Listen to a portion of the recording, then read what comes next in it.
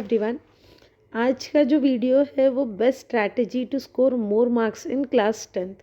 अभी board exams आने वाले हैं 14 मार्च से जो 10th की एग्ज़ाम शुरू होने वाली है, उसके लिए मैंने एक स्ट्रैटेजी प्रिपेयर की है जो बोर्ड एग्ज़ाम्स के लिए 2022 के लिए बहुत ही ज़्यादा यूज़फुल होगी। और अगर आप इसको फॉलो करोगे तो डेफिनेटली आप 95% अबव ईजीली स्कोर कर सकते हो। तो सबसे पहली बात क्या है कि कौन सा टाइम टेबल आपको फॉलो करना है, बेस्ट टिप्स कौन से हैं ज़्यादा मार्क्स मिलने के लिए, और दूसरी बात कि आप किस तरीके से 30 दिन में आपका जो सिलेबस है, जो आपने पढ़ाई नहीं की है, वो किस तरीके से आप कंप्लीट कर सकते हो, रिवीजन किस तरीके से करना है, हर एक चीज़ आपको मैं ये वीडियो में बताने वाली हूँ।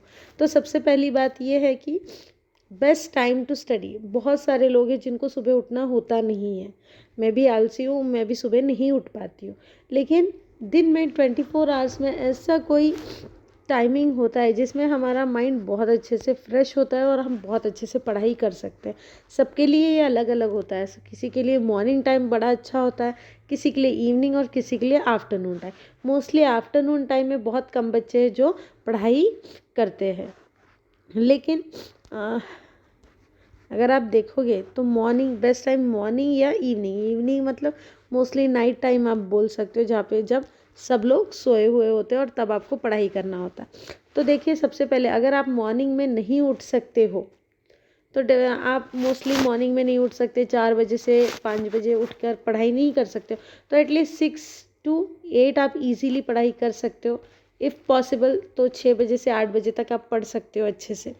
दूसरी चीज़ ये है कि अगर इवनिंग टाइम मोस्टली सब घर पे होते हैं, तो इवनिंग टाइम में पॉसिबल नहीं होता। Mostly you go for the night time, खाना खाने के बाद वाला टाइम जो होता है, जब सब सोए हुए होते हैं, बहुत अच्छा साइलेंस मेंटेन रहता है घर पे और ज़्यादा आवाज़ वगैरह होती नहीं है, तो आप बहुत अच्छे से कंसंट्रेट कर सकते हो एट नाइट टाइम। जिसको बहुत ज़्यादा ये होती है कि वो रात में सोता नहीं है, तो वो नाइट टाइम में बहुत अच्छी तरीके से पढ़ता है। उसके बाद आफ्टरनून टाइम में ऐसे कुछ बच्चे होते हैं जिनके घर पे कोई नहीं होता है, मम्मी पापा दोनों जॉब करते हैं, तो घर पे कोई ना होने की वजह से वो बहुत अच्छे से पढ़ाई कर सकते, तो किसी के लिए आफ्टरनून टाइम है। तो ये आप पे डिपेंड करता है कि आप सुबह पढ़ना चाहते हो, इवनिंग में पढ़ना चाहते हो, नाइट टाइम में पढ़ना चाहते हो या आफ्टरनून टाइम में पढ़ना चाहते हो। अभी सबसे पहली बात कि आपको डिसाइड कैसे करना है कि आप मॉर्निंग में पढ़ना है, इवनिंग में या नाइट में या आफ्टरनून टाइमिंग में। तो सबसे पहली बात का आपका मूड कब फ्रेश होता है। मोस्टली जो बहुत ज़्यादा जिनको सुबह नींद आती है वो मॉर्निंग का टाइम स्किप करें, मॉर्निंग के टाइम में बिल्कुल ना पढ़ें, ठीक है, अच्छे से नींद लें। अभी मॉर्निंग टाइम में इंसान फ्रेश कब होगा, एटलीस्ट उसको 6 to 8 आवर्स की स्लीप मिलेगी, तो वो बहुत ज़्यादा फ्रेश होगा। तो अगर आपको मॉर्निंग टाइम में उठ के पढ़ना है तो आप जल्दी सोइए। जिस तरीके से आप अगर 12 बजे सोते हो हमेशा, तो आप 10 बजे सोइए, 6 घंटे की नींद आपकी 4 बजे तक ईजीली हो जाएगी। अगर 8 घंटे की आपको नींद चाहिए तो डेफिनेटली आप 8 बजे सो जाइए और 4 बजे उठिए। मीन्स आपकी नींद भी अच्छी होगी और आप इजीली सुबह उठ सकते हो। तो मीन्स आपकी नींद भी स्किप नहीं करनी पड़ेगी आपको, कम टाइम मीन्स अच्छी खासी आपकी नींद भी होगी और आप फ्रेश भी रहोगे। तो इस तरीके से आपका मॉर्निंग टाइम में अच्छी सी पढ़ाई हो सकती है।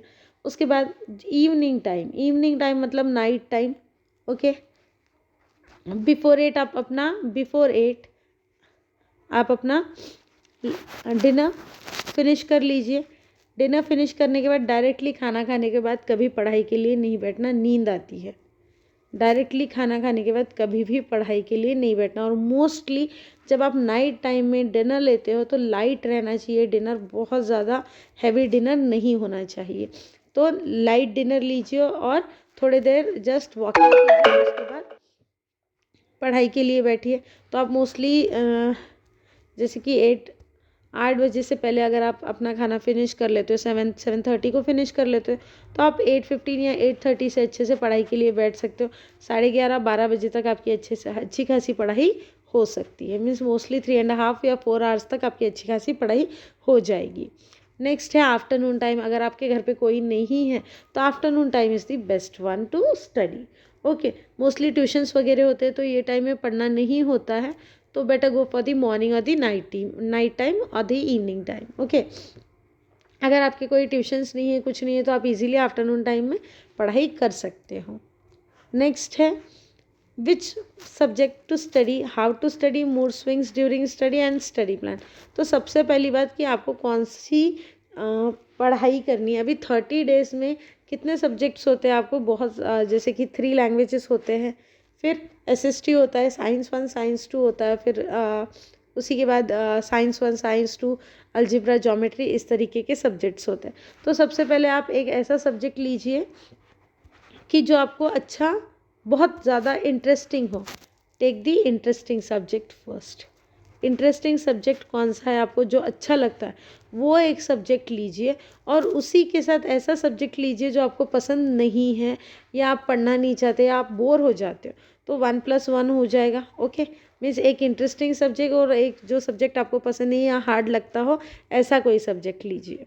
ठीक है, जब भी आप कोई सब्जेक्ट चूज़ करते हो तो उसमें एक चीज़ याद रखिएगा कि थोड़ा कॉम्बिनेशन बनना चाहिए और आपको इंटरेस्टिंग लगना चाहिए।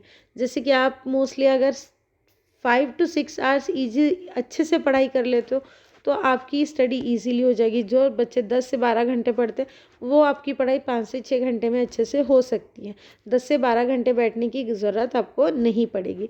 तो सबसे पहले इंटरेस्टिंग सब्जेक्ट कौन सा है, choose one interesting subject and the other one which you don't like और you don't like to study, not interested one.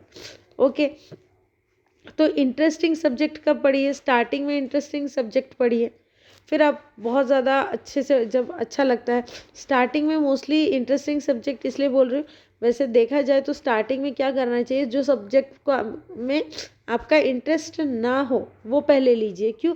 क्योंकि स्टार्टिंग में आपका मूड बड़ा फ्रेश होता है और आप इजीली कोई भी कंसेप्ट इजीली समझ सकते हो। इसीलिए ऐसा सब्जेक्ट जो आपको पसंद नहीं है, better go for that one. Okay, उसके बाद आप बोर हो जाते हो, अगर आप फॉर एग्जांपल आप हिस्ट्री लेते हो, ओके, बहुत सारे लोगों को हिस्ट्री बिल्कुल पसंद नहीं आता, पढ़ना बिल्कुल पसंद नहीं आता।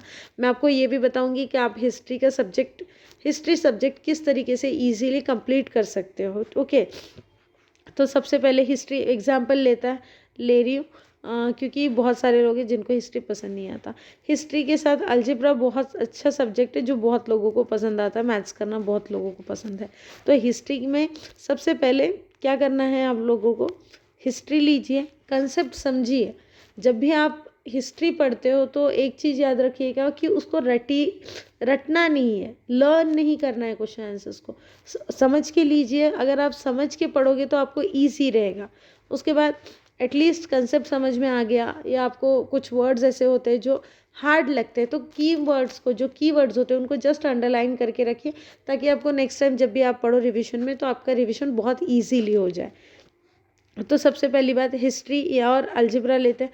जैसे आप बोर होने लगो तो आप क्या कीजिए, थोड़ी देर के लिए हिस्ट्री को छोड़कर जैसे कि एक चैप्टर या हाफ चैप्टर कंप्लीट होता है, उसके बाद आप थोड़ी देर के लिए जैसे 1 आवर के लिए अलजेब्रा प्रैक्टिस कीजिए। क्यों, कुछ ऐसा कंसेप्ट होंगे जो आपको समझ में नहीं आते, उसकी हेल्प वो कीजिए, उसका प्रैक्टिस करिए। ठीक है, मीन्स दोनों भी सब्जेक्ट 1 बाय 1 आपके होते रहेंगे। ओके, स्टार्टिंग में आपको क्या करना है, ऐसे सब्जेक्ट्स लेने जो आपने बिल्कुल भी अभी तक नहीं पढ़े हैं और जिसका थोड़ा बहुत सिलेबस आपका होके, या तो आपका बस रिवीजन करना है, ऐसे सब्जेक्ट लीजिए। मीन्स एक ऐसा सब्जेक्ट होगा जिसका रिवीजन करना है और एक ऐसा सब्जेक्ट जिसका आपने पढ़ाई नहीं की हो। मीन्स आपका रिवीजन भी होते जाएगा और आपकी स्टडी भी होते जाएगी। अभी हाउ टू स्टडी, मैंने अभी बताया हाउ टू स्टडी। कंसेप्ट समझिए, लर्न मत कीजिए, क्योंकि अगर कंसेप्ट समझ में आएगा तो आप कभी भी खुद से बहुत अच्छे से कोई भी आंसर लिख सकते हो, खुद के वर्ड्स में अच्छे से आंसर्स लिख सकते हो। आपको अगर आप लर्न करते हो और बीच में कोई ऐसा वर्ड है जो आपका स्किप हो जाता है या आपको याद नहीं आता तो आप लिख नहीं पाओगे। तो better go for the concept. Okay, पहले कंसेप्ट समझिए। और मोस्टली जो बच्चे होते हैं वो लर्न करते हैं, इसकी वजह से उनकी जो स्टडी है, लर्न करते समय हम क्या करते हैं कि जब भी हम लर्न करते हैं तो हम देखते हैं कि हमको आता है या नहीं आता, और उस चक्कर में हमारा बहुत सारा टाइम बर्बाद हो जाता है। इसीलिए क्या कीजिए कि सबसे पहले लर्न करते समय, जब भी आप लर्न करते हो तो आप एक चीज़ याद रखिए, कीवर्ड्स को अंडरलाइन करके रखिए। कीवर्ड्स को अंडरलाइन करने के बाद वही आंसर खुद के वर्ड्स में एक नोटबुक में लिख के देखिए। Okay, mood swings during study. मेरा बहुत ज़्यादा मूड होता है, जब भी मैं कुछ प्लान करती हूँ, कुछ करना है, कोई सब्जेक्ट पढ़ना है या कुछ पढ़ना है, तो मुझे ऐसे लगता है थोड़ी देर के लिए मोबाइल देख लूँ, थोड़ी देर के लिए टीवी देख लूँ। लेकिन एक चीज़ आप याद रखिए कि अगर मूड स्विंग्स होते हैं तो आप क्या होगा, अगर आज आप जो टाइम में आपको पढ़ाई करनी है उस टाइम में आप मोबाइल यूज़ कर रहे हो या टीवी यूज़ कर रहे हो, तो आपके आगे के जो परसेंटेज है डेफिनेटली उस पर क्या होगा, इफ़ेक्ट होगा। सो आप हमेशा याद रखिए कि जो भी आपको काम करना है पहले वो ख़त्म कर लीजिए और फिर ही आप क्या करिए, पढ़ाई के लिए बैठिए। मीन्स आपको बीच बीच में आपके जैसे मूड स्विंग्स का प्रॉब्लम होता है कि आप एक बार ये सोचोगे एक बार वो सोचोगे, तो वो प्रॉब्लम आपको नहीं होगी। नेक्स्ट है स्टडी प्लान। अभी स्टडी प्लान के लिए मैं बोलूँगी नहीं कि आप मैं इतने टाइम में ये सब्जेक्ट पढ़ूंगा, 3 से 6 में ये सब्जेक्ट पढ़ूंगा, ऐसे मत कीजिए। बस आप एक काम कीजिए कि इतने 3 to 6 में ये पढ़ूंगा, इसके वजह जैसे ज्योग्राफी पढ़ूंगा, इसके बदले आप क्या कीजिए, डायरेक्टली ज्योग्राफी का एक लेसन ले लीजिए। जैसे कि फील्ड विजिट है तो फील्ड विजिट का मैं हाफ पार्ट कंप्लीट कर लूँगा आज। आप इस तरीके से स्टडी प्लान कीजिए। Okay, means instead of planning that I will be studying for 3 to 4 hours, जैसे कि आप सोचते हो कि 3 से 4 घंटे में पढ़ूंगा, उसके बजाय आप क्या कीजिए, बस एक पर्टिकुलर जैसे बुक होता है या लेसन होता है उसमें याद कीजिए कि आपको बस देखना है कि आज मुझे यहाँ से यहाँ तक कंप्लीट करना है एनी हाउ। तो आप इजीली ये स्टडी प्लान, अगर आप ये स्टडी प्लान को फॉलो करोगे तो आप फ्री रहोगे। क्योंकि अगर आप 3 to 6 देखोगे तो 3 बजे बैठने के बाद 3:30 बजे आपको लगेगा कि 6 कब बजेंगे। तो ये आपको टाइम मैनेजमेंट, टाइम से के हिसाब से स्टडी प्लान नहीं करनी है। नेक्स्ट है how to complete a vast syllabus within 30 days.